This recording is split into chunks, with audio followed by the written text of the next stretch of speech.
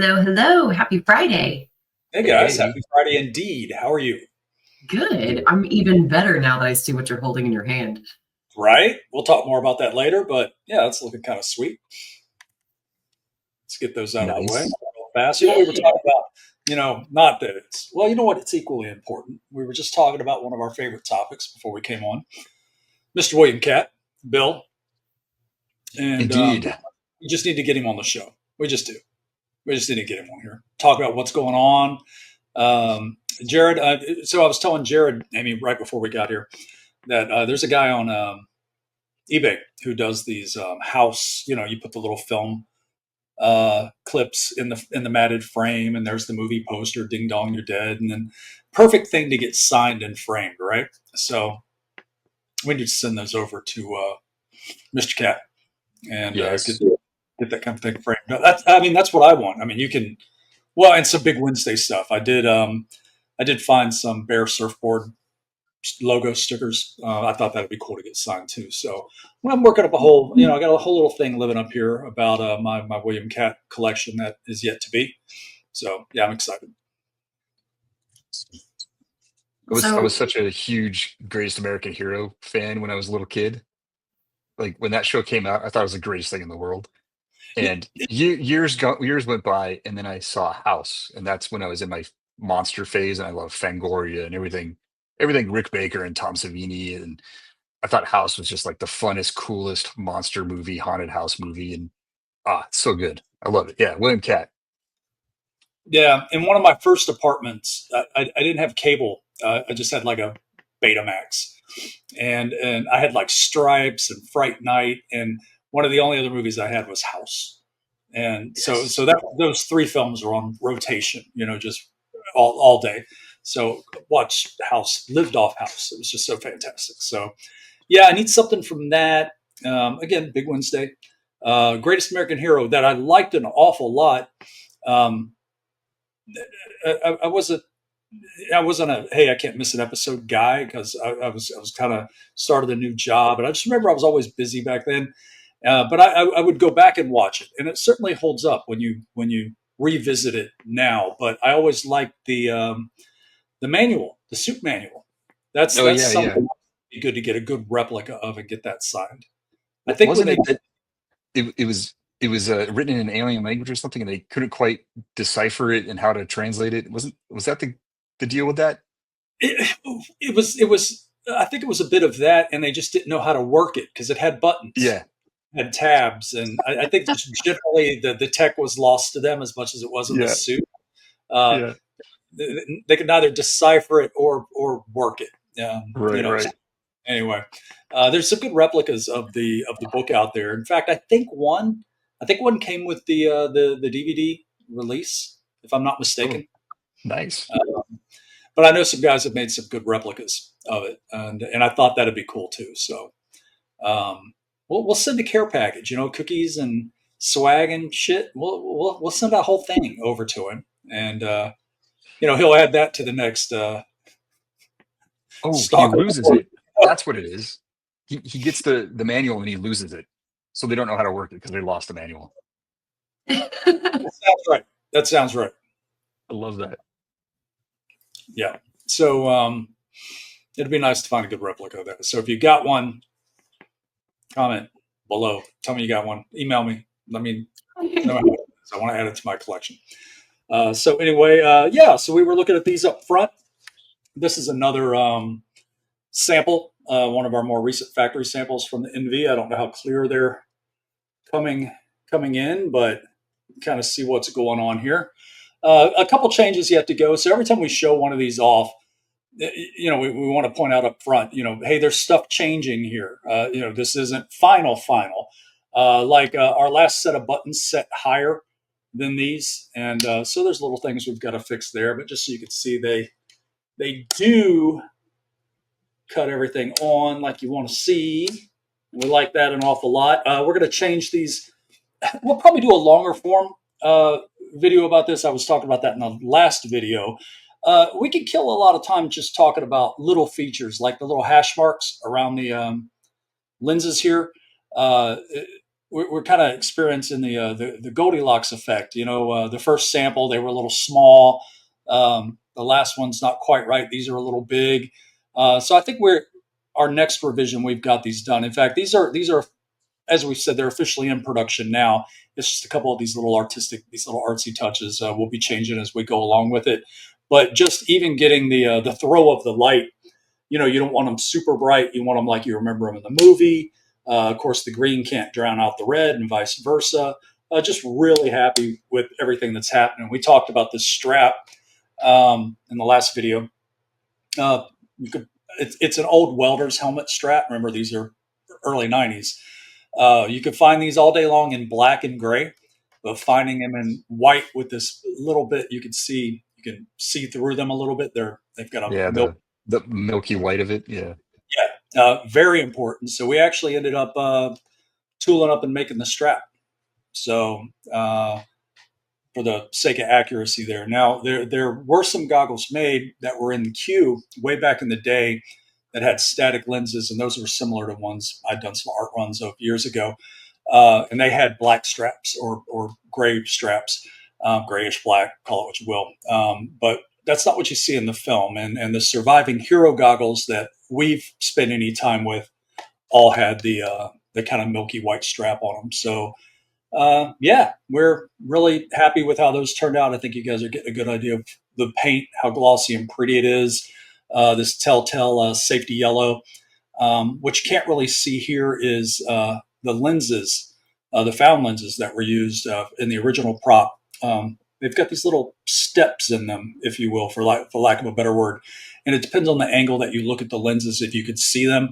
The light's not right in here, but rest assured they are in there. So yeah, we are really happy with these. A couple things you can't see: um, the lining in this padded cloth lining, especially around the bridge of the nose. This was something I thought we just might not be able to get there on. When you look at the original a pair of screen use goggles, they're identical to this on the inside. The way they're lined and the way this padding is on the nose and the quilting around the corners of it. Just so happy with how they ended up. Our our factory really nailed those. So that's something I thought there might be a bit of a compromise on. I thought it might be thinner and they might just have a light felt lining, but it's so industrial. It's so well done. I really think it puts that extra little bit of an accent on something you otherwise have just never seen. So when you get these things in, you're like, okay, they're not that heavy. This is price appropriate heavy. When you start to see those little things. So that's kind of the running gag on these. The weight on them's perfect. They've got a very real world feel to them, and yeah, we were happy to keep them at the price point that we're sitting on right now. So for the 750 pieces that we did, if you guys have been on the fence about those, they are being spoken for quickly. Remember, our retailers sell these too, so it's not just us running our mouths about them. Uh, some of our retail partners are selling them in advance too. So if you want these, it's a one-time run. There will only be the 750 pieces. Like everything else we do, we won't repeat it. And by way of example, like the CryoCan, we did 3,500 of those. And with this one, we just knew there'd be some QC work, some attention to detail. It's one of my favorite props. So of course, I want to stay dialed in on it. So yeah, it's a cool piece, but good time to reserve one if you've thought about it, as they're going to be along soon. I mean, you'll see these by early summer. And then some of the other stuff that's landed, we'll talk about that real quick. So ridiculously excited, finally, about the Chris knife, the Dune 1984 Dune Chris knife. Sean will pop some pictures up now. As we've talked about in other videos, we held those up primarily just because we wanted to put the metal greeblies on them. We wanted the metal on the end of the pommel. We wanted the metal on the ring of the sheath and the front of it. And it was just proving difficult to get dialed in on getting the factory to see our vision on where we needed to be with all that, and then ultimately the finish. But finally, after multiple takes and retakes and tries and retries, we are there, and what you're looking at now is our final factory sample. So those are en route. They are on their way to us and will be available to you guys soon. You can go ahead and check them out on the website, and the appropriate links will be there. They're available for final reserve now, right, Amy? Yeah. And then, of course, the Hunter Seekers. We popped a picture up today on socials of just the two of these together. It's nice to have the family portrait of the Hunter Seeker with the crysknife. It looks cool. And it would be nice to get into more Dune props, as we've said before. The way when you're working with a studio, it's not a forever license. There's a fuse on this thing. And you kind of try to space out, what you can make at a certain amount of time. And we're going to be talking about that in a month or two. We're going to go to License Expo, and we'll talk with our partners over there and see if we can kind of get a like mind and vision on some things we want to do moving forward with this. But the crysknife may well be the last thing we do Dune related, but if we keep moving forward, we've got our, we've got some good strong ideas on some other pieces that we think you guys would like too. But for now, this is it of the Dune collection, if you will.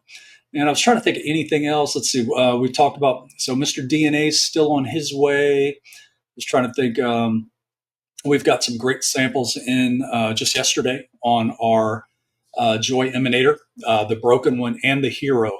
Really happy with the Hero in particular. So, I've got a studio-made piece that the same effects studio that made the parts for the film or the pieces for the film supplied this piece to us so we could be 100% dialed in.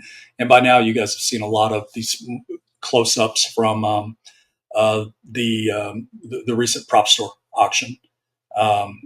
People are a lot more familiar with these pieces now, and that's good for us because you can see exactly how dialed in our Hero will ultimately be. So that's a cool thing. The broken emanator still, I like the broken emanator. The Hero emanator is cool, but I like the broken one. Just I just dig the display and everything we did with it. So we'll be sharing more of that soon. Let's see what else we could talk about. Travel itinerary. Yeah, you guys are going to Tokyo. Let's talk about Tokyo a little bit. Yeah, well, I feel like we keep hinting at it, but we did finally get our dates, so we know when we're going. We'll be there in the next 6 weeks or so. First part of May, right? Yeah, Yeah. First week of May. And we're just stupid excited because you plan this thing for as long as we have, and part of the delay, well, not so much the delay, but I guess you could just chalk it up to this is the kind of time it takes to orchestrate something like this, right? We put in our want list of the things we want to see, and then we're learning along the way too of what the studio still owns, what's on a traveling exhibit with the DNA exhibit, what's privately owned that's being loaned out to things. So we're learning what we can and can't get to. And of course, some of our favorite things that we're doing, we now know for a fact we will most definitely. There was some question whether we were going to be checking out the static, the closed oxygen destroyer, or whether it was going to be the one that where you see the sphere open in the film. Because there's two props you see in the film, and it is in fact the one we had hoped we'd get to, and that would be the one that opens. Now, there's nothing mechanically opening this thing, of course. It was probably done on the screen with strings or who knows what. But since our plan is to have ours open and closed, it's nice to be able to know that's the one we're going to check out. So that's pretty cool. Where we had asked for access to things like certain busts and that sort of thing, we're finding we're going to have entire suits made available to us. So it really opens up the possibility of, we've talked about it briefly before. When we started with Toho, we had our eyes on 5 or 6 pieces, and we were going to stretch those out over the course of a 2-year line plan and then see where things went. But we had no idea that how well preserved all the assets were over the years and what would be made available to us. So there's so many things, so many options that our minds are spinning. And Jared, you were talking about it earlier. You know what's going to happen? We'll get in there and turn 12 and just lose our shit, and it'll be like, is that a? And what is that? And because you're just going to be looking in a warehouse at all these Yeah. things. We'll So see we'll see stuff that we weren't expecting, and I'll it'll see present stuff. itself in such a way that it's like, that would be really cool if we did it like this. Yeah, that'd be really cool if we did it like that. And the, kind of on the fly concepting and designing will happen as we're looking at the stuff and figuring out, like, yeah, we could do this. Yeah, totally. That'll totally Yeah, happen.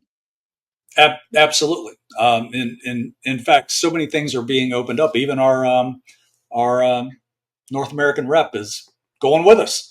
So yeah, he's excited too. He's such a fan and such a great guy that it looks like the planets are going to line up. So we're going to get to go with our rep slash PD development guy.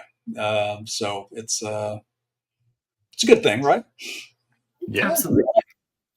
Yeah, I think that'll be fun. And he's been a bunch of times, so we won't be completely lost. Yeah, he'll be like a guide for us too. So I'm okay with that. Yeah, Absolutely. and he likes a lot of stuff I like.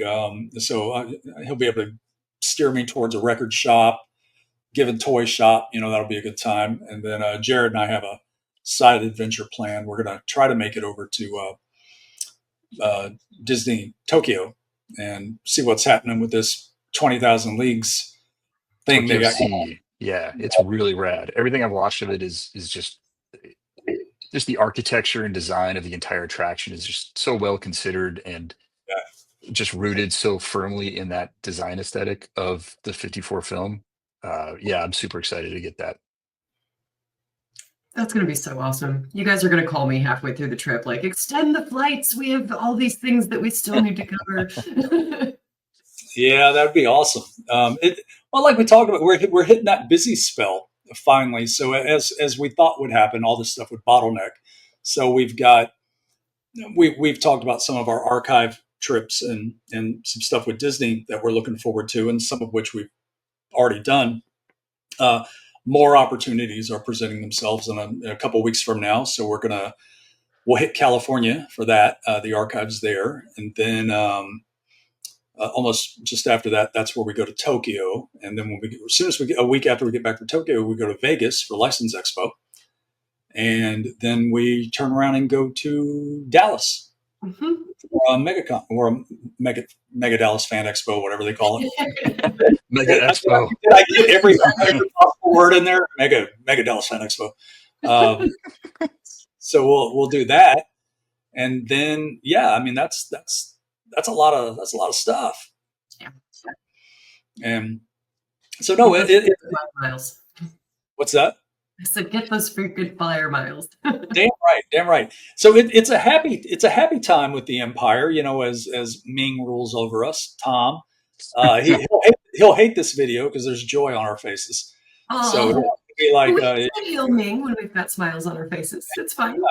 Well, see, no, he'll be like, you guys are way too excited over this work related stuff you've got to do. You got to cheer down. Yeah, what a drag. This trip's going to be so hard. Like, I don't know if we can do it. Can we do it? Yeah, I guess we have to, right? I hate to fly. I'm really worried about that long ass flight, dude. It's a long flight. I got to start drinking again. Bring a book. There's a lot of. I got my audiobooks loaded up. I got my super little 1,500 video games in one little Game Boy. I got what I need. I got tools. I got equipment. I got coping toys. There's a weird phenomenon on long flights like this. If you watch a movie, you'll end up watching like 8 movies, it feels like. And then when you land and somebody asks you, hey, how was your flight? What'd you do? Like, I watched some movies. Like, oh yeah, which movies? And I forget every time.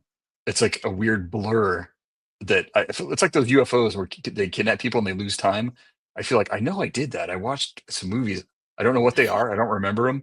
It's funny you say that.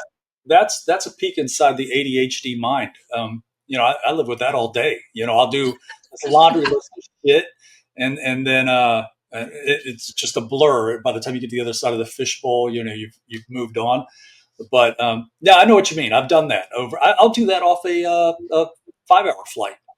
You know, I'll get over and because I'm white knuckling it, think I'm going to die the whole time. I'm like, this fucking thing's going to corkscrew into the ocean any second. And anyway, I hate flying, man. I really do. I Oh, it's just fun. It's fun. the whole process. Oh, you just see the worst of people in an airport.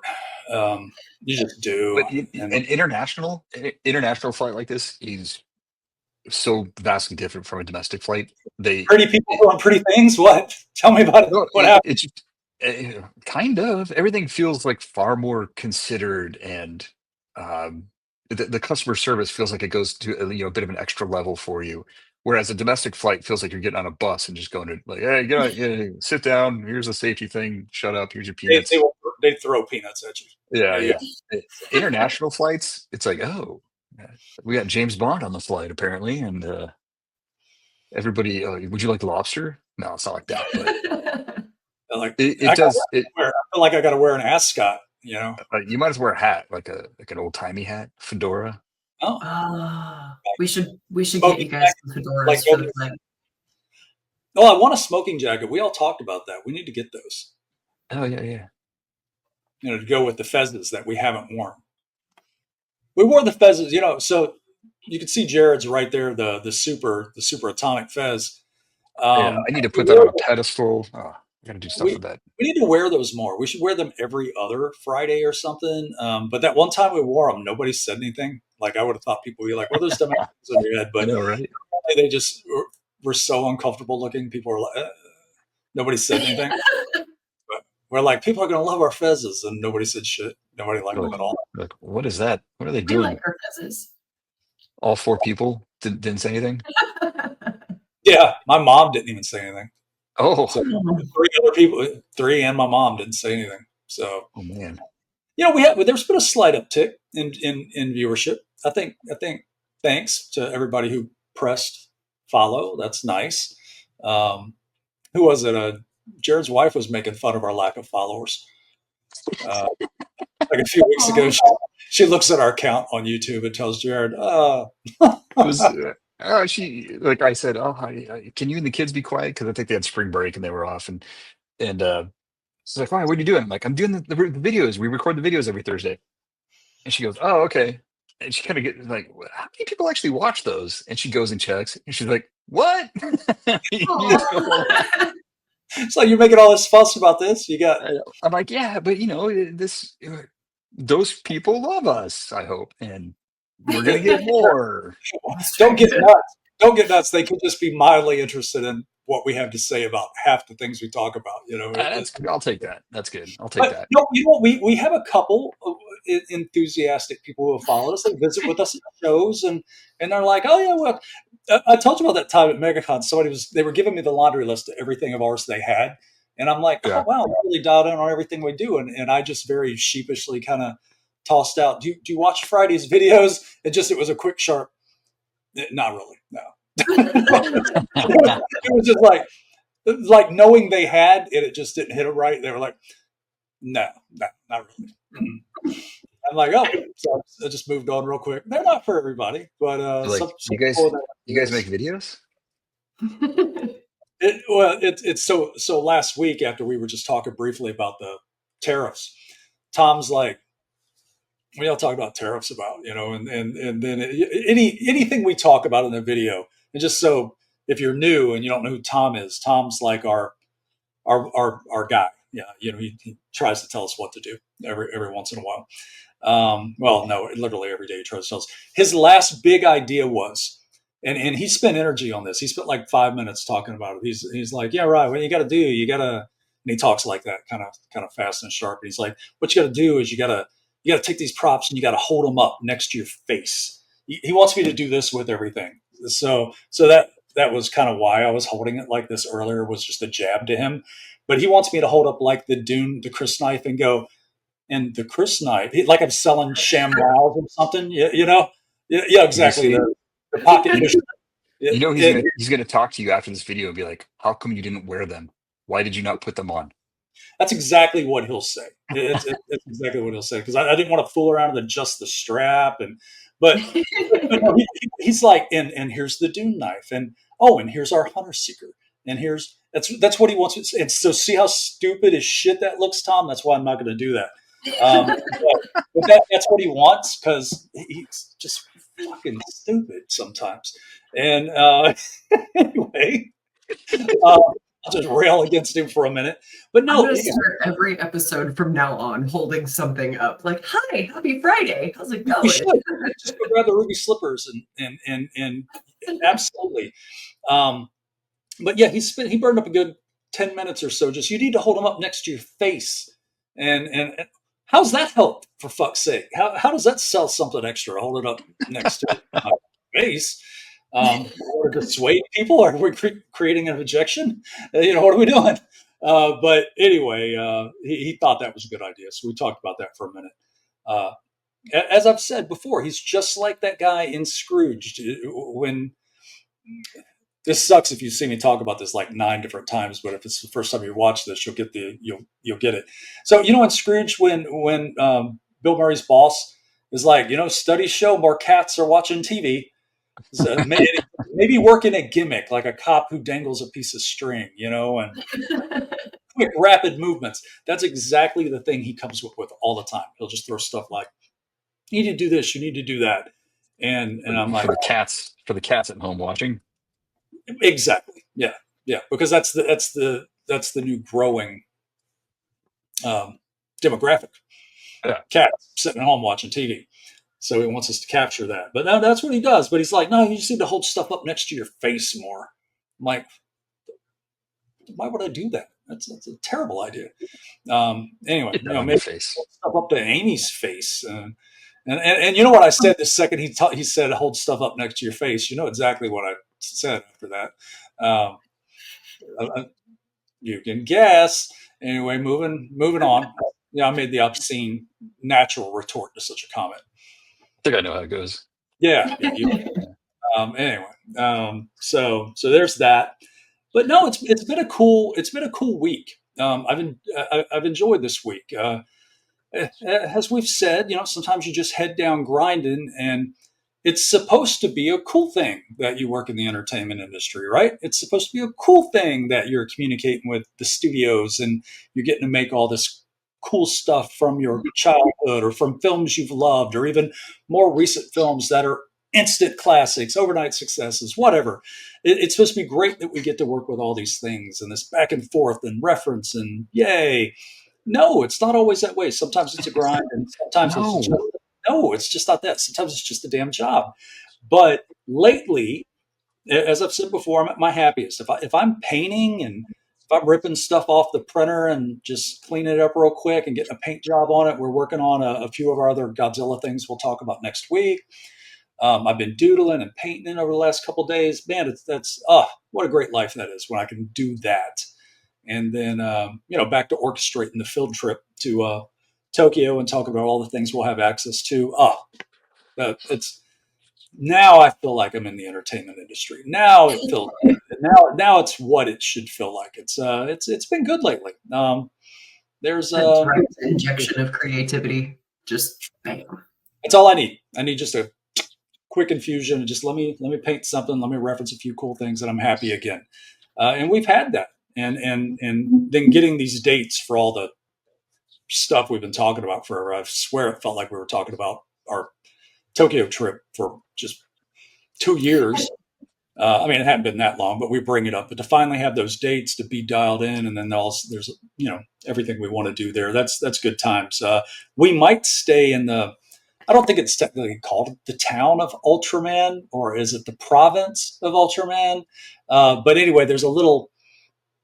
Consider it a town, for lack of a better word, of Ultraman, where all the streetlight posts are Ultraman heads. This is the Ultraman. So we're thinking about staying there for a night, and then Jared and I want to stay over at the Godzilla Hotel. And I make it sound like these things are right down the street from each other. It's not always the case. So we're going to move around a little bit, try some things out, and then closer to Toho is more like a little old samurai castle village, as it's been described to us. So we're looking forward to that. We're looking forward to the field trip of it all. So, right? This will also be a serve as a scouting trip for my son wants to go to Japan so bad. He just thinks it's the coolest thing to do. So uh, yeah, he's going to be kind of bummed I'm going without him, but I'm like, yeah, it's a work thing. I got to do a work thing, and it's going to be a few days, not anything crazy. So I'm spinning it like, hey, this is a research trip. I'm going to scout out ahead all And the getting done. cool stuff. So when we go together as a family, I know, oh, here's where we got to go. We go this, this, this. That's how I'm trying to spin it anyway. We'll see.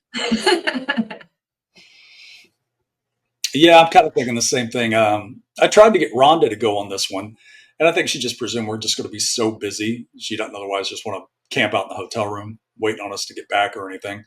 But I've said the same thing that hey, let me get there, let me see the way the land lays and where everything is, and we'll go back. I mean, even by necessity, we know we have to go back. We're not going to get it all done in one trip.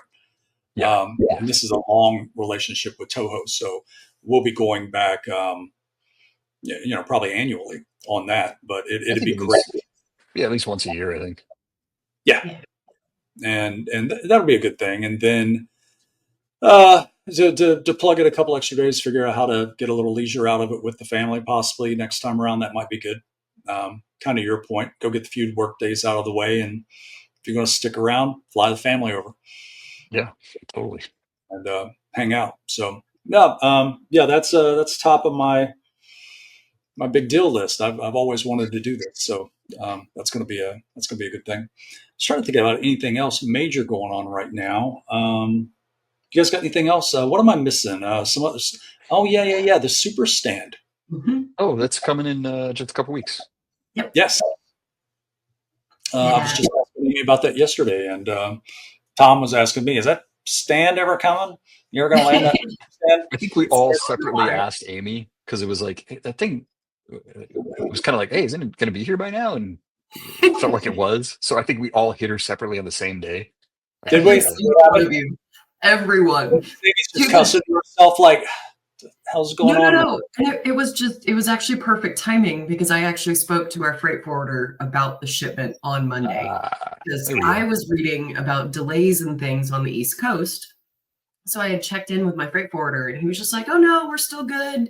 Here's the schedule. This is what I kind of feel like is going to happen." So I had already like had the conversation with him. I knew exactly what the schedule was.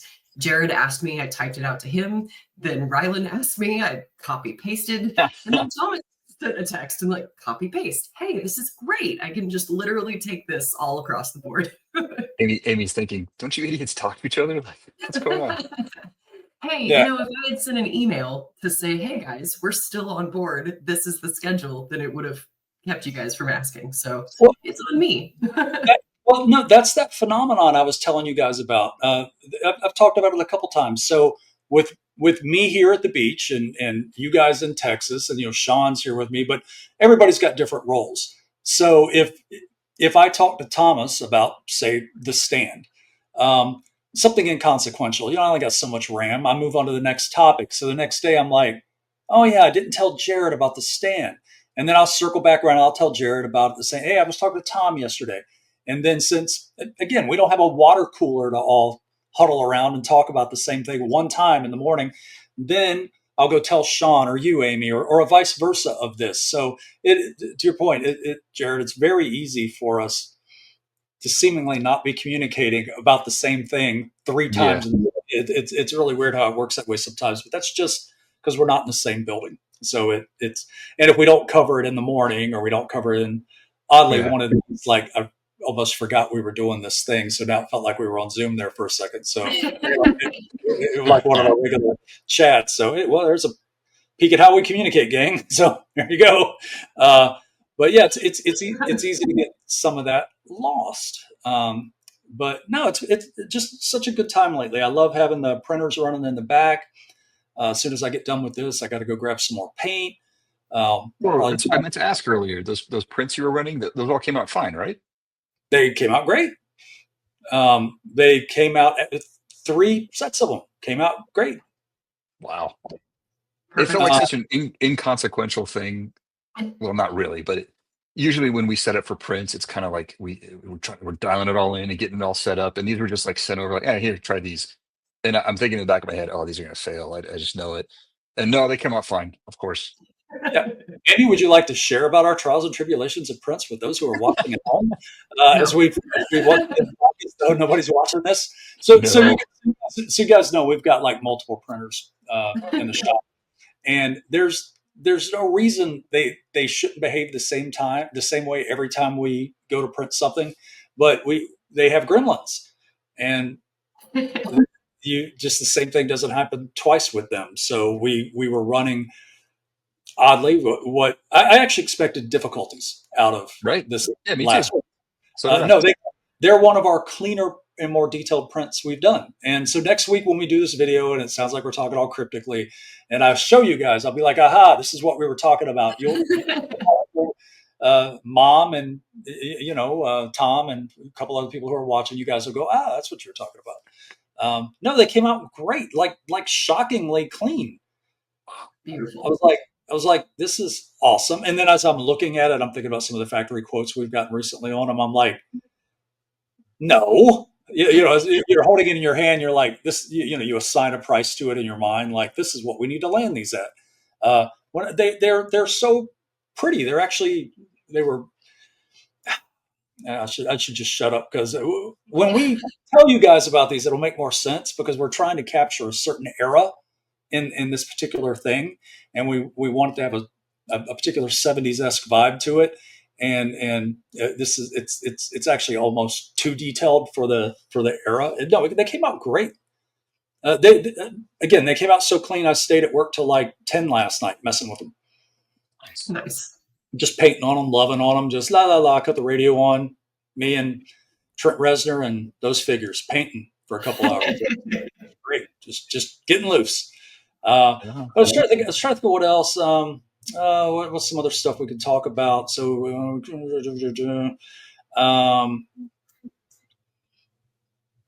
talk about the other Godzilla stuff? Can we? Which other stuff? The stuff that's in production right now. I mean, we're cleared on those things. We talked about it before. The ornaments and the tree toppers.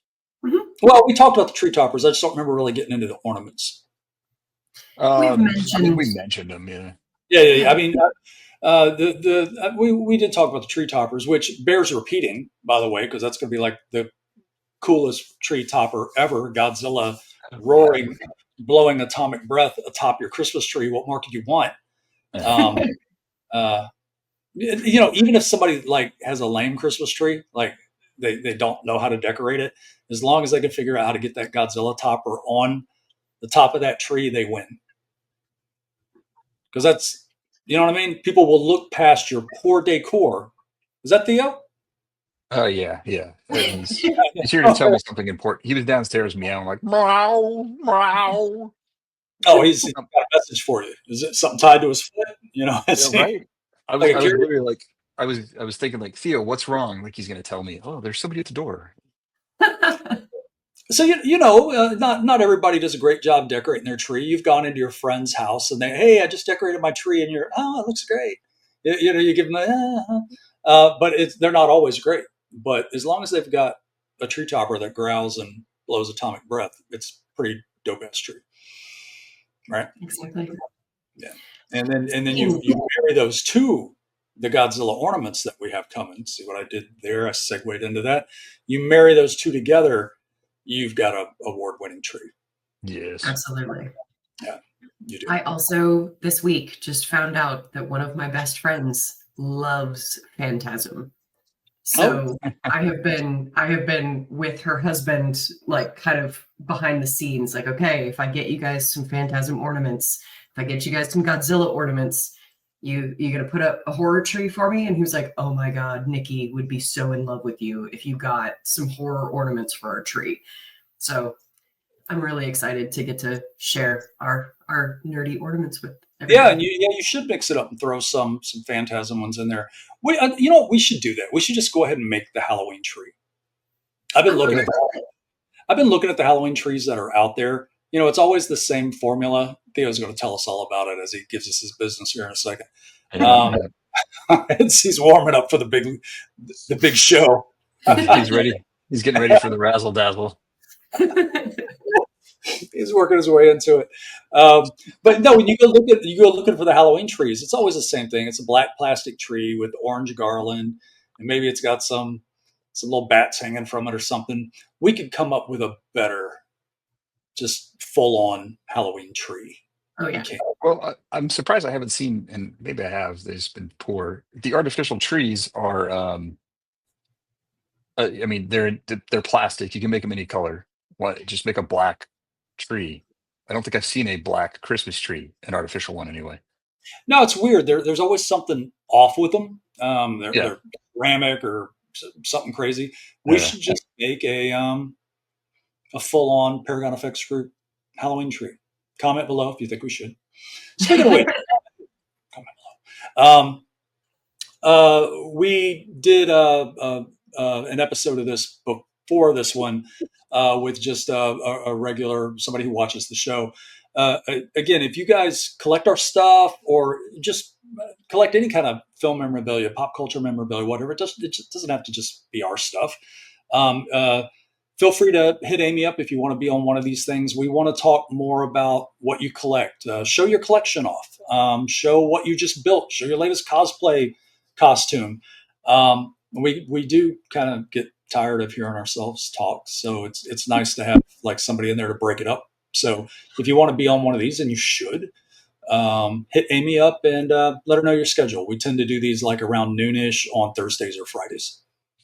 So Definitely jump in on that, and you can join the fun with me, Amy, and Jared, and Theo there, who's just, of all the times I talk to you, it's a weird thing, Jared. Only when we do these, it's almost like he knows. I think he just hears me talking, and he's a people cat. Like people come over, he comes out to greet them, like, "Hey, what's going on?" Like a dog almost. He's the mayor. Yeah. Yeah.